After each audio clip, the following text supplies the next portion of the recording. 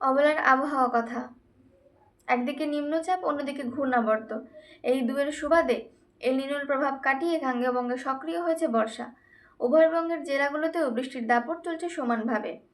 আলিপুর আবহাওয়া দপ্তর সূত্রে খবর, আগামী সপ্তাহের মাঝামাঝি পর্যন্ত বিভিন্ন জেলাগুলোতে বৃষ্টিপাতের সম্ভাবনা রয়েছে পুরো মাত্রায়। ভারী বৃষ্টির ফলে উত্তরবঙ্গের পাহাড় ও ডুয়ার্সের জেলাগুলোতে ধস এবং নদীতে জলস্তর বৃদ্ধির আশঙ্কা রয়েছে। আবহাওয়া দপ্তর সূত্রে খবর, উত্তরপ্রদেশের ওপর একটি নিম্নচাপ অবস্থান করছে। পাশাপাশি গাঙ্গেয়বঙ্গে রয়েছে একটি ঘূর্ণাবর্ত। এই জোড়া ফলায় বঙ্গোপসাগর থেকে ঢুকছে প্রচুর পরিমাণে মৌসুমি বায়ু, অর্থাৎ জলীয় বাষ্প। এই জলীয় বাষ্প ঘনীভূত হয়ে ঘটছে প্রচুর বৃষ্টিপাত।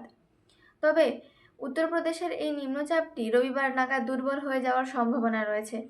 তবে ঘূর্ণাবর্তটি সক্রিয় থাকায় সমগ্র পশ্চিমবঙ্গ জুড়ে বৃষ্টির সম্ভাবনা রয়েছে আগামী সপ্তাহে। তাপমাত্রা সর্বোচ্চ 32 ডিগ্রি সেলসিয়াস ও সর্বনিম্ন 25 ডিগ্রি সেলসিয়াস দেখিয়েছে আজ। আগামী সপ্তাহেও একই থাকবে। গত কয়েকদিনের বৃষ্টি বর্ষার ঘাটতি অনেকটাই কমাতে পেরেছে। এই ধারা বজায় থাকলে আসন্ন খারিফ শস্যের মরশুমে কোনো অসুবিধা হবে না বলেই প্রত্যাশা করছেন দিল্লির মৌসুম ভবন।